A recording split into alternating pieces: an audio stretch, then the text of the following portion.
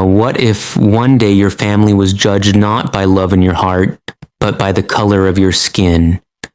This is the story of a black family in America. A story of pain, tears, but also a story of hope, courage, and unity. Racism tried to divide them, but unity brought them closer. Hate tried to silence them, but love gave them a louder voice. This family's journey is proof that no matter how dark the night, the light of hope will always rise. This is the spirit of America. Not division, not hate, but courage, love, and unity.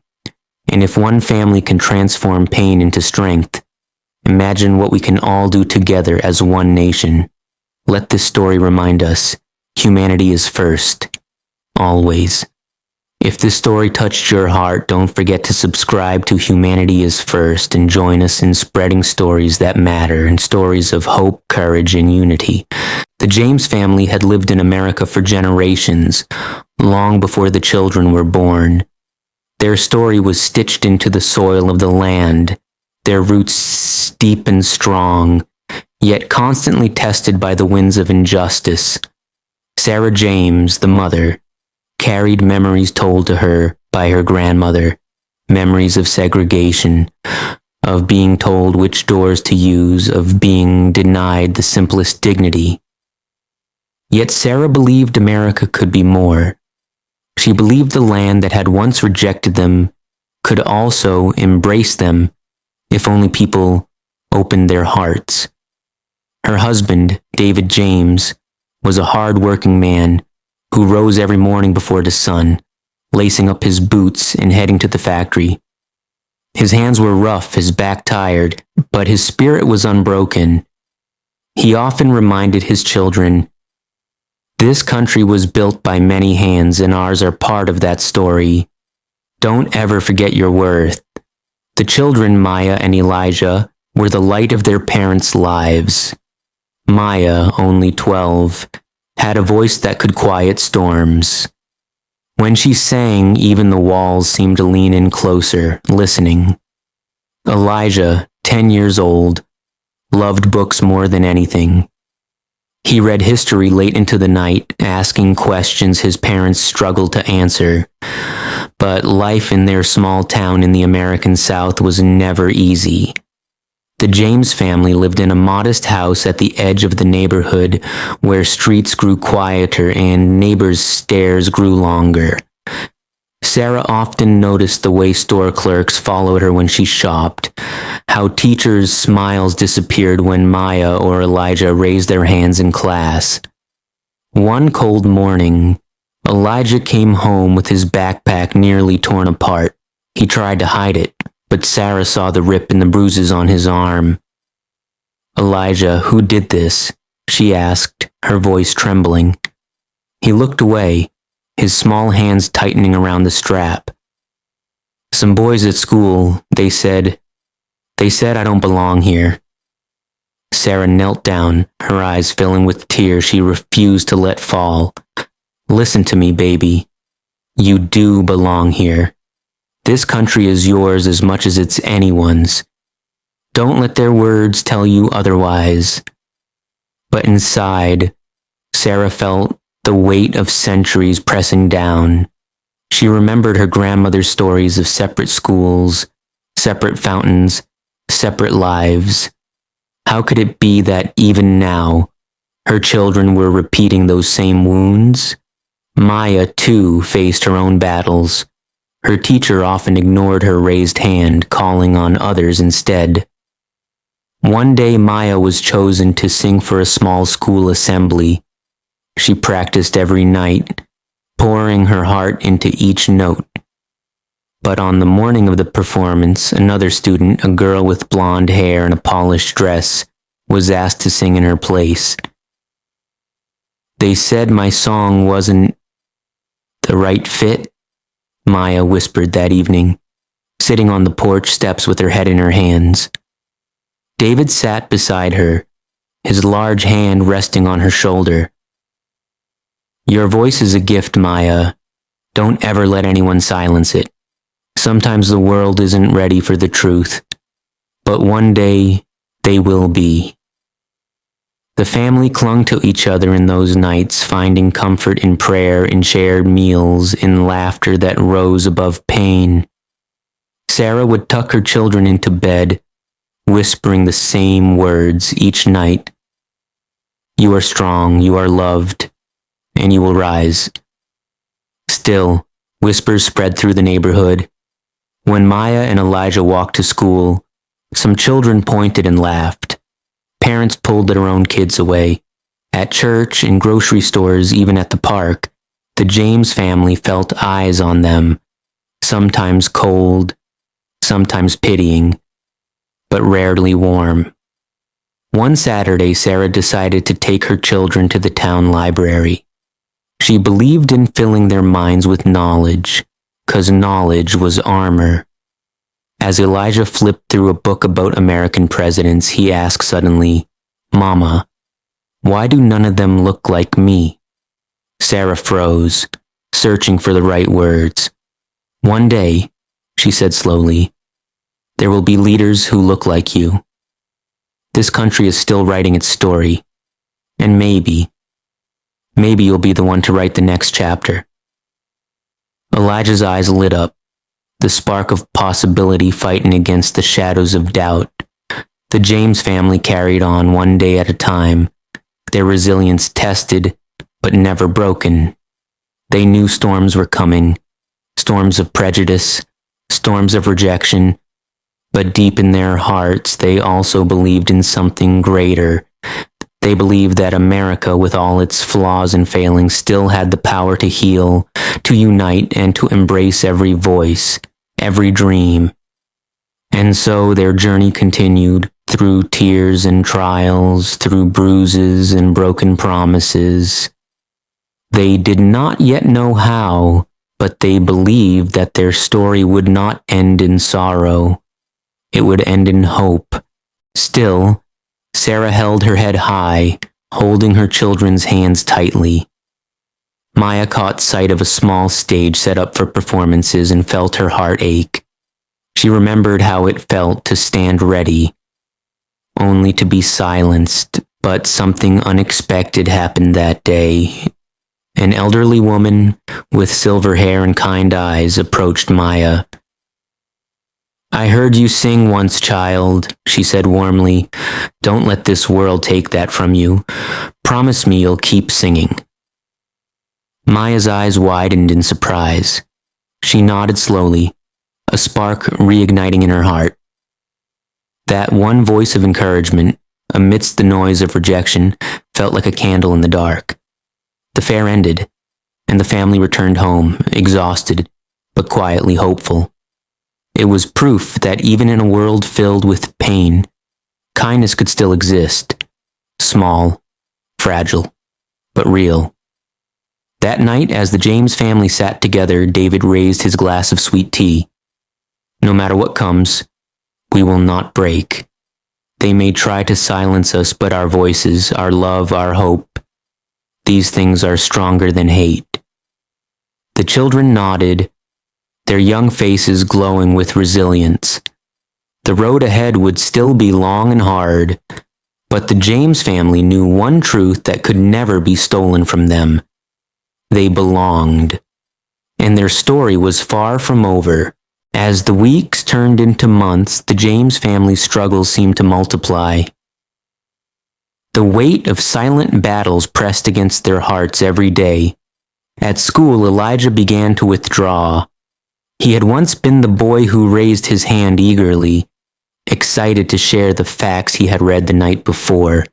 But now, he kept his answers to himself, shrinking into the back of the classroom. The whispers and the jeers of classmates carved deep into his young spirit. One afternoon, he came home later than usual. Sarah stood at the doorway, her heart quickening with worry. When Elijah finally appeared, his shoes scuffed and his shirt stained with dirt, she immediately pulled him close. Elijah, what happened? She demanded, her voice filled with both fear and anger. He hesitated, his small body trembling. Some boys pushed me down. They said, They said I should go back where I came from. Sarah's arms tightened around him as if she could shield him from a world that seemed determined to crush his spirit. She rocked him gently, whispering, "You are home, baby. You belong right here." But that night, as Elijah slept, Sarah sat by the window, tears streaming silently down her cheeks. The stars above sparkled against the vast dark sky, and she prayed with all her strength. God, give me the power to protect them. Give my children the strength to rise where I have stumbled. Maya, meanwhile, was learning to mask her pain. She smiled less, laughed less, and kept her songs locked away inside. Music had once been her escape, her joy, but rejection had taught her to fear the sound of her own voice. One Sunday afternoon, she sat at the edge of her bed clutching her small notebook, where she scribbled lyrics and dreams. Sarah walked in quietly, noticing the sadness in her daughter's eyes. "Why don't you sing any more, Maya?" Sarah asked softly. Maya shrugged, avoiding her mother's gaze. "What's the point? Nobody wants to hear me." Sarah knelt beside her, lifting her chin gently. "Don't ever say that. Your voice is a gift, a light in this world. Even if the world turns away, you must never silence yourself." Maya's lips quivered, her eyes brimming with tears. "But Mama, it hurts when they look at me like I don't matter." Sarah pulled her into a tight embrace. "Baby, you matter more than they'll ever understand. And one day, your voice will touch hearts. I promise you." The James household became a sanctuary in a world that often felt hostile.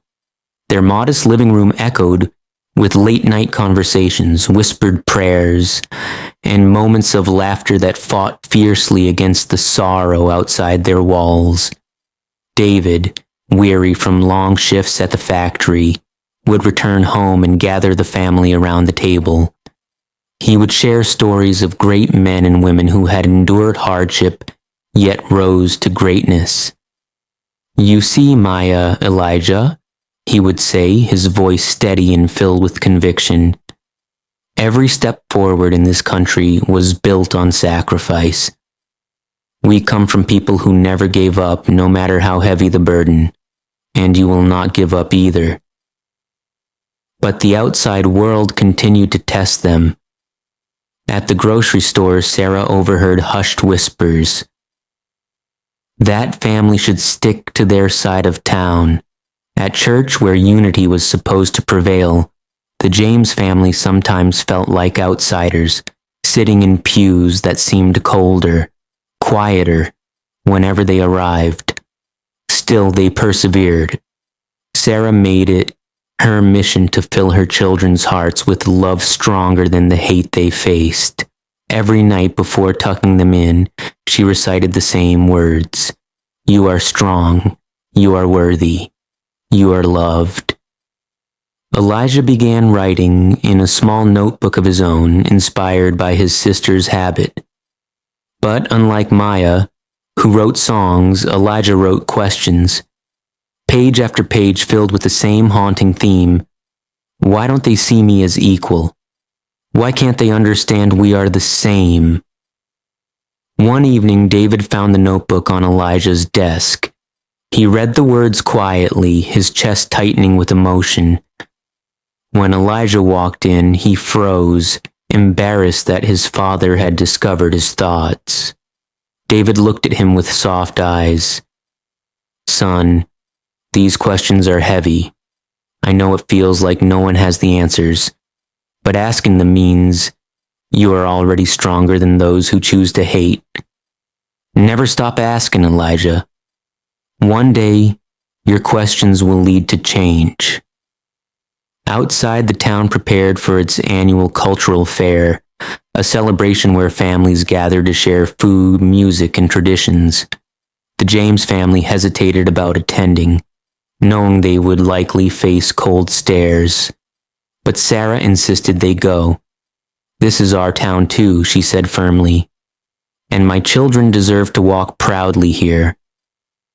At the fair, the family walked through rows of booths, inhaling the scent of barbecued meats and sweet pies. But as expected, the stares followed. Some parents whispered to their children, steering them away. A group of teenagers laughed openly, pointing as Elijah. Chorus, even the coldest hearts felt something shift. By the time the last note faded, the entire auditorium erupted into applause. Some stood to their feet, clapping with tears in their eyes. Sarah pressed her hands against her lips, sobbing openly. David wrapped his arm around her, his face wet with pride. Maya stood frozen, overwhelmed. For the first time she felt seen, not as an outsider, not as someone lesser, but as a young girl with a gift that transcended prejudice. Elijah grinned at her, whispering, "Told you." Backstage, teachers and students approached her, their words of praise flowing freely. "That was beautiful. You have a gift. I've never heard anything like it." But it wasn't just the compliments. It was the look in their eyes. Eyes that now saw her differently, not with judgment, but with respect. That night, as the family drove home, the air in the car was filled with laughter and joy. Maya leaned against the window, smiling softly to herself. For once, the world had not silenced her. Yet deep inside, Sarah knew this was only the beginning. One performance could not erase generations of prejudice, but it had cracked something open. It had planted seeds of change, and she prayed those seeds would grow. The night of the performance remained alive in the James family's hearts long after they reached home. Maya lay awake in bed, replaying every moment. The hush of the crowd, the power of her own voice, the eruption of applause. For the first time in her life, she felt that she had truly belonged. But the ripple of change did not stop there. The next morning, as Sarah walked through town, she noticed something unusual. People who once turned away now paused to greet her. A neighbor who had ignored her presence for years offered a gentle smile. In the marketplace, someone whispered, "That was her daughter, the one who sang last night." For Sarah, it was surreal. She carried groceries in her arms, but what she carried most heavily was a strange, fragile hope. At school, Elijah was greeted differently too. His classmates, who once mocked him, now treated him with quiet respect. One boy approached him shyly. "Hey, your sister was amazing last night? You were good on the piano too." Elijah raised his eyebrows in surprise, unsure how to respond. After a pause, he simply said, "Thanks." But inside, he felt something new. Dignity. Maya herself became a small symbol of pride for the community. Teachers encouraged her, students looked up to her, and even the principal mentioned her performance during morning announcements. It was as if her voice had broken through invisible walls, reminding everyone of something they had forgotten, that talent, beauty, and worth have no color. Yet Sarah and David knew that prejudice did not vanish overnight. Some whispers remained, some walls of ignorance still stood. But the important part was that cracks had appeared, and through those cracks, light was entering.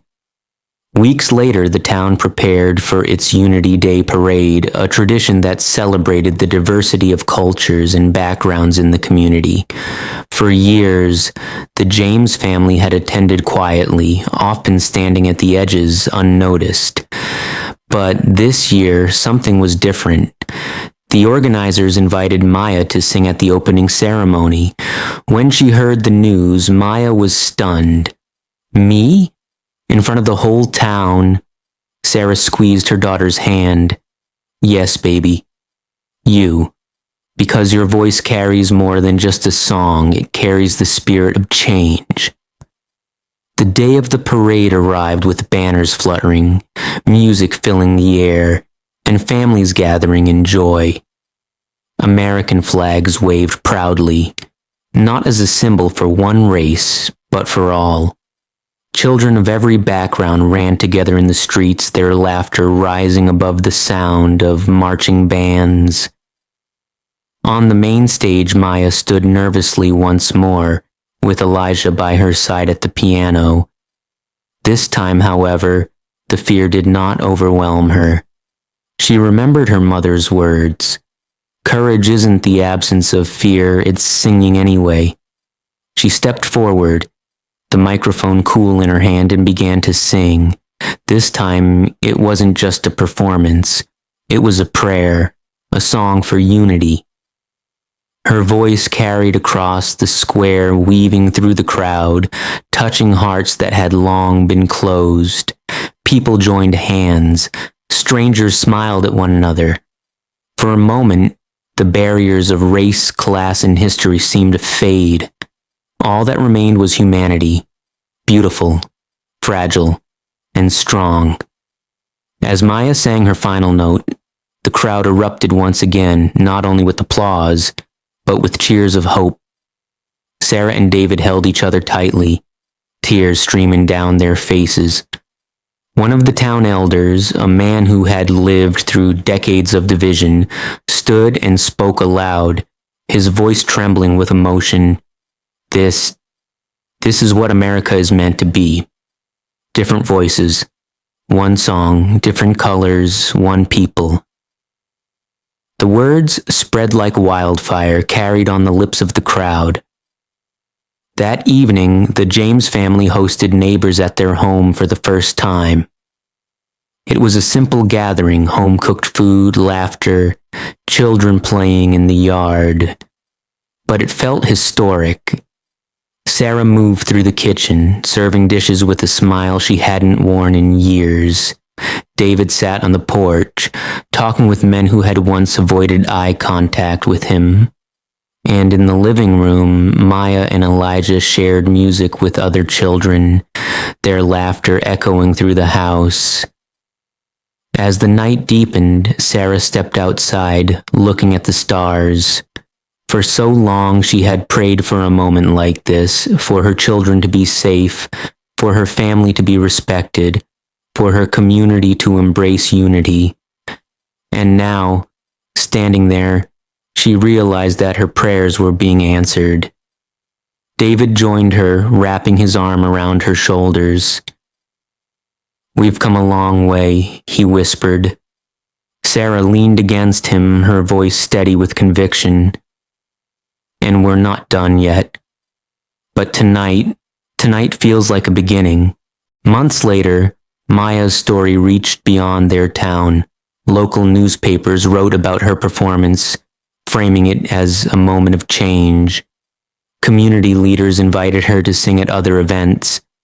And slowly, the James family story became a symbol of hope, a reminder that unity is not built overnight, but it is always possible. Elijah, inspired by the shift, began writing about his experiences. He filled notebooks with essays and stories, dreaming of one day becoming a voice for justice. His words carried the same power as his sister's songs, the power to heal, to challenge, to inspire. Sarah and David watched their children grow, filled with pride. They knew the road ahead would not always be easy, but they also knew something had changed forever. And so, in that small American town, a new chapter began. A chapter where differences no longer divided but enriched. A chapter where children of every color played together in open fields, their laughter mingling like music. A chapter where neighbors greeted each other not with suspicion but with warmth. The James family had endured pain, prejudice, and rejection. But they had also discovered the truth, that love is stronger than hate and unity more powerful than division. And as Sarah watched her children standing tall, she whispered words that carried into the night. This is the America I believe in. One nation under God, indivisible, with liberty and justice for all.